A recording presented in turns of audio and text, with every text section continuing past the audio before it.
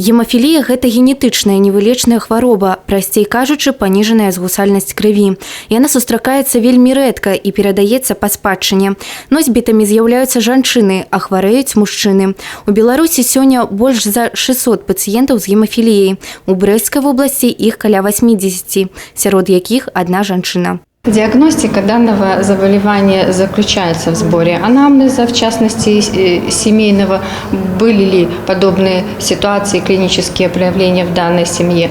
Также это лабораторная диагностика, удлинение времени свертывания крови и снижение определенных уровней фактора крови. Гемафілія праяўляецца ў самым раннім узросце і на працягу ўсяго жыцця хворы мае патрэбу ў медыкаментознай тэрапіі. Акрамя таго, кожнаму пацыенту індывідуальна падбіраецца комплекс фізіятэрапеўтычных працэдур.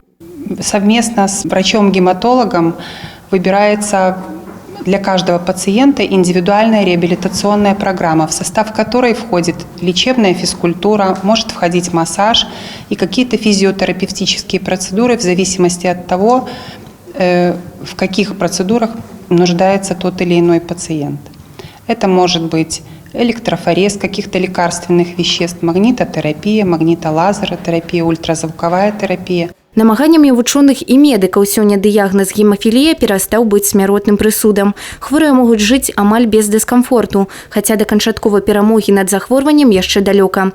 Але прафілактировать яго можна. Для гэтага сямейныя пары могуць зрабіць даследаванне на генетычным узроўні. Тацяна Ігнатавец, Александр Воронін, тэлерадыёкампанія «Брэст».